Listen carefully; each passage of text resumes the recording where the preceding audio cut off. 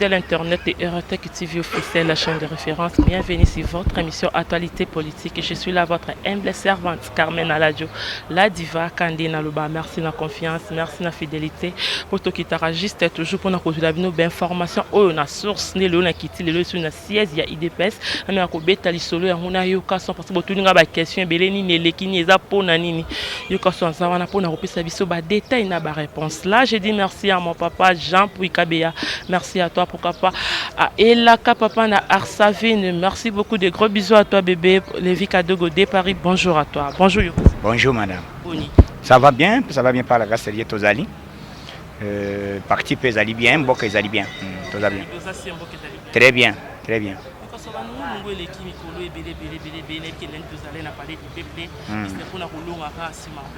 Mais après on a makambuleke belé paraît bo pandina ba chaise ya Chris Mavilo Buki bo salle des autres on a boke ne panza kutu chaise ya et perdu biso d'ailleurs biso toza bato des heures de l'été biso tozali bato oyo tozali ko respecter ni depuis lit ya IDPS banda tozala na ba voyoté tozali ba tosala ka lit na biso moko noble donc lit moko wezali conformément à Mibeko et puis tout ça à Mibeko. Ce qui est la violence, mais les pouvoir là. Puisque Tshisekedi Basenga et Mandouki il a refusé à plusieurs fois. Mais aujourd'hui, tu as la violence pour Nani.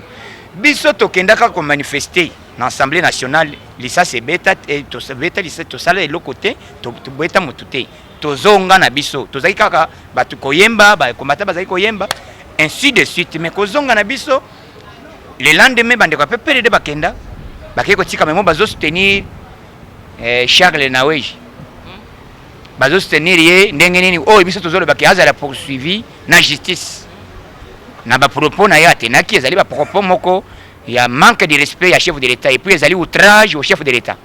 C'est par là et c'est ça qui beaucoup de réactions na ba combattants partout et ça là qui biso passe comment un député. Pourquoi le bien honorable? Honorable, c'est quelqu'un qui est honoré. Il ne peut pas tenir de quoi que ce soit. Il faut aller na ba propos nini o ekoki la secrétaire azali honorable. Mutu moko soka melaki nini soka lalaki wapi ayena ya lebi kete facha azali inconscient. Yango yokaki kanda wana. Mais tango ya bande kwa PPRD balie il faut que bazonga bazui memo batiki babongami bien na ba machette balebi tozo ya kotuma permanence à IDPS. Mais et puis ba regretter bazolo banini oh le quoi basala ki makambo ya Lubumbashi il faut ba kotuma permanence à IDPS. Et pour votre information permanence na biso ya IDPS na Lubumbashi basakaje yango. Oui. Basakaje yango mais bande ko bazana posa ya token mobulu. Va mettre en cause un mandat de chef de l'État. Jamais, moi et Salama. Nous sommes trop prudents. Tu as dit que vous allez dans cabane moko, ou bolingi bo sala, pour que bisoto sala mandat moko. Monte jamais monte aille pour un mandat moko. Hein? Wana boye baga déjà bien. Puisque biso moi personnellement, tu pas monter sur la salélite. Peut-être moi na classe, sur moi na Zamaël, abimena ba 95% ou bien 98%. C'est pas c'est pas cadeau. Hein? Bah ça va cadeau. T'es dans lobby bah ça comment on a cadeau. Mais il dépêche quoi? Il faut il dépêche de récompenser. Na lit to sala noble, lit moko o to sali non armé. To sali to zi pouvoir de ça c'est BTT. Na bik à 100 francs, na papier à 50 francs. Mobutu akenda. Moza akenda.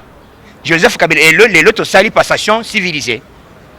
C'est nulle part au monde où il monte à Zali même en Afrique du Sud il est au Sali basala yangote puisque en Afrique du Sud Mandela basema mandu qui peut ba secouer ba dictateur mais sauf nous l'IDPS ti lelo nandenge to kondiye change sekeda molomba to kundiye lelo to zi pouvoir lisasi ebetité IDPS bazi yepsi Tshisekedi qui a plusieurs fois puisque Kagame bato bazo kamo Kagame ye Kagame boyambiye oui papa mutoaza voisin Kagame a tenu des propos à lobby, il a proposé Tshisekedi wa Mulumba à plusieurs fois à Manduki à Bengana Kabila. C'est une bonne idée, mais sauf moi personnellement, jamais n'a Manduki. voilà moto oyo bato bazali koluka bazomanke Tshisekedi Mulumba otuneke te bapesi titre ya hero nani bon noko na yo azalaka na place nini te papa na tuni noko na yo azalaka na place nini papa na yo azalaka pe na place bino pe bozana bapapa na bino botanga bango pe bazala yebana botanga bango pe to bande totanga bapapa na bino vous comprenez papa kotanga kombo ya moto ko Tshisekedi Mulumba te mbala ya suka bino bato ala moka o prince pengeli tu prince peng je regrette mas na ngai moto abongo soki na zuye na kamula mais naza na bondaka te soki pengeli wana epenge te mais biso to bundaka te soko bunda d'abord pepele bayebi moto oyo alelaka comprenez mon émotion. C'est à l'époque, Mobutu, c'est Atuni, alobi batata mama mandeko. Vous pouvez imaginer, binonyo se bozo bengangai, président de la République, président. Mais il y a un monsieur qui a fait la faculté des droits, il se trouve à Limité, il m'appelle souvent monsieur Mobutu. Moutongo ezana Tshisekedi Mulumba. Alibité tu es monsieur. Mais Moutou oyo, alatisa batu ba gravate, oyo batu bazoyo ka na Congo, Moutou ayana système. Vraiment, hein?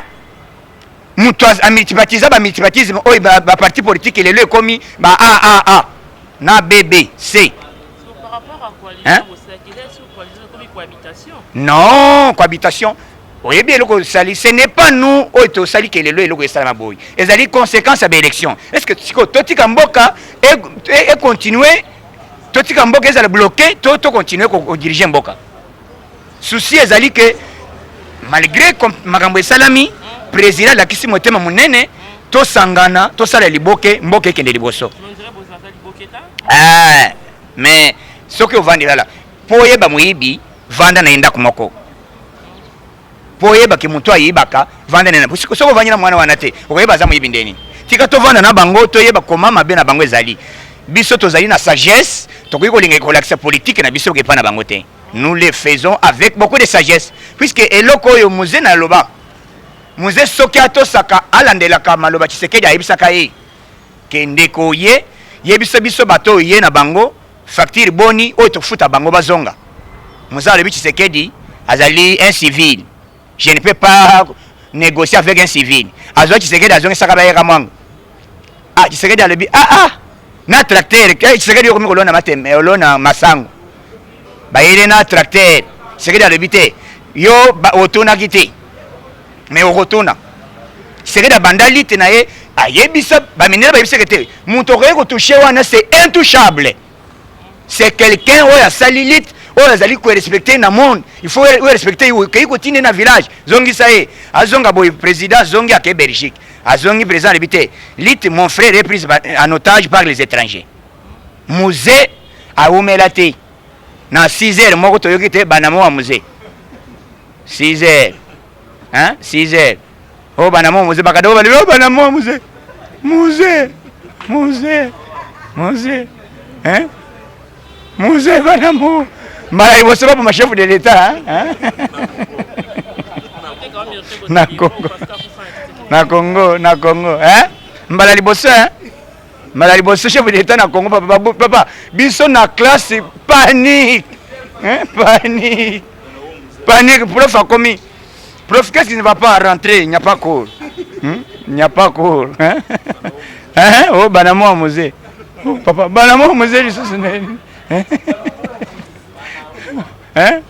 Mais vous imaginez, politique wana, oyo musée ayaka nango, soki alandela. C'est pour cela, Bisso Fati, c'est un homme à féliciter. Il a mené la politique devant les lions. Hein? A Coutinho Sakabila. Naba Mboutis tout entouré. Parce que politique n'est pas quand même pour déboulonner le système. Nana Boya Félix Sekechilom. Et puis il ne faut pas être pressé.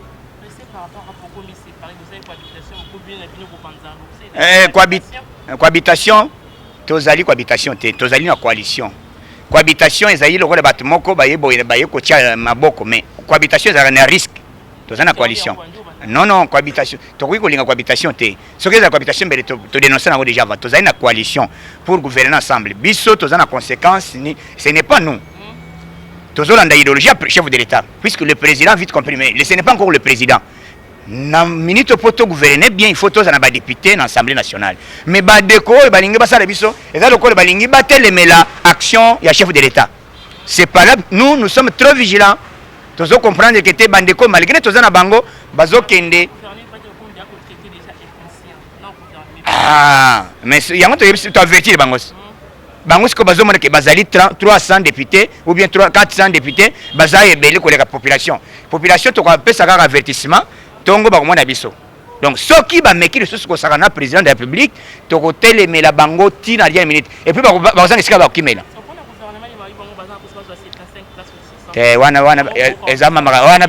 wana ezaba biloba bato jamais bakoki kosala eloko wana d'abord il faut d'abord ba conscient il faut pas être conscient bayeba ke mutu oyo azali chef de l'état c'est lui qui a la majorité majorité ya liboso ezali mutu abimi président c'est lui qui a la majorité même sur le plan il y a assemblée même sur le plan populaire c'est Félix Sekechilombo mutu azali na majorité comment yo bando yebisa biso kota na biso ezala moke kota ya ba député oyo babimi moke bazala nango donc sur le plan constitutionnel nous savons que nous devons travailler ensemble mais sauf ministère de la souveraineté bagabolaka te na yoki passer moko na pe à intervenir hein na yoki moko na pe à intervenir alobi ezalaka te passer moko na intervenir donc biloko ezali que président na biso ayebi comment gérer le pays et puis akei kozwa esika moni mutu nyonso avant kende na stade il faut ça l'entraînement et puis il faut na bagarre de fou pour se préparer que en cas de chute il faut aux en renfort on ne peut pas aller na guerre nyano au sali entraînement te au terrain qui était au bando bunda na minute on se prépare en conséquence avec ces gens ici puisque tous hommes bato la moko baye la muka sokito mais siko tikana ibisa oui tikana ibisa vérité des yeux au moins ce qui biso to empêcher ka président de la République ayaki awa ezalaki jeudi na tongo 9h abengi Kasongo abengi chef d'état-major Mbala abengi Jean Ngobila abengi président nani chef nani général ya Mura abengi bango ayebisi bango ke nalingi mobulu moko te esalama awa botika Fayulu a manifesté asala marche ti mokolo yesa koya batiki Fayulu ozo comprendre omoni na politique na moment oyo Fayulu azali koloba te azali ba voter massivement azali na 62% mais malheureusement peuple azana yete peuple va voter Fayulu te puisque Fayulu asali appel tikana loba kasi bon yo bondeni balobi boy Fayulu asali appel à lobi ba ebele 62% ba ya nzela jeudi bazalaki Fayulu s'est venu ba maman 24 na ba papa basali non ba onyos basali 62 et 62 ya on sali pourcentage ya Fayulu hein 62% ya on ba maman tango ba maman 24 ba papa basali 41 bango yango wana yoki 62% isalami donc Fayulu mutu moko oyo soki azali na posa kobina fali pe azali na posa kobeta concert na jibem piana hein souverain binada senga bato bakoki kobina un politicien akoki se comporter na une sorte wana te biso tozoya pour un changement peuple congolais sepela tozoya na système ya kolekisa bango ke le pouvoir ezali pour le pouvoir était pouvoir pour le peuple congolais mutu nyonso asepela soyons prudents na makambo oyo bato bazosala badongole miso bazali bazolinga teke mboka ebonga bazali kosenga ke mobulu esalama Kongo ezala na trouble pour que ba profiter ba bate omoni Congo Félix azoko kate to senga to solo la boy yango Fayulu afingi ba ambassadeur par rapport à l'évaluation des députés bon on aura pas député ou il en a la muka on n'a jamais député en ngambo il est presque jamais en ngambo tu sais pourquoi bon ça je ne sais pas biso tozali na kati assemblée kuna président assemblée aza moto ayi député eloko bato baza habitué te justice ezala il faut ezala indépendant jamais biso to bando ko dicter to ce président cour constitutionnel qui était papa salaboy ce n'est pas l'autre logique d'abord état de droit le babongo te Ce que bino bozolo bakete o fachi akwata makambo jamais sauf président ko iko senga ke na cour constitutionnelle basa la pouvoir basa la justice moko équitable ba kende dossier par dossier yango basengi bandeko ya lamuka baya na ba PV lobby basali délégation baya na ba PV ba kende circonscription par circonscription bureau par bureau yo kanyaki ndenge nini mosusu babenge safu yango bandeko la sabato pongi na ba député na assemblée safu ezali sabato pongi makasi yango cour constitutionnelle azwaki ordre ya kobenga na safu ezalaka ela sabato pongi est-ce que un député akoki kosemporte lokola safu makolo ngulu na prince alobi te ngai na ye epuis abandaki koinjurie chef de l'état lelo sikoyo akomi kosenga o président akota makambo ete papa yoko benga noko na yo benga noko na akota makambo yango kobenga fachi te benga fayula akota makambo yango bokendaka komobilize bamindele kete bakota dossier Congo ezala ingouvernable mais nzambe ya lola akonfondre bino nzambe akonfondre bino puisque eloko ezosalama bozalaki na idée ya ke Congo ezala ingouvernable mais fachi amemi système asika bamindele balobi te masa président oyokolanda bango te nyata bor toleka tozali wana mpona kodirige mboka yo nde mokonzi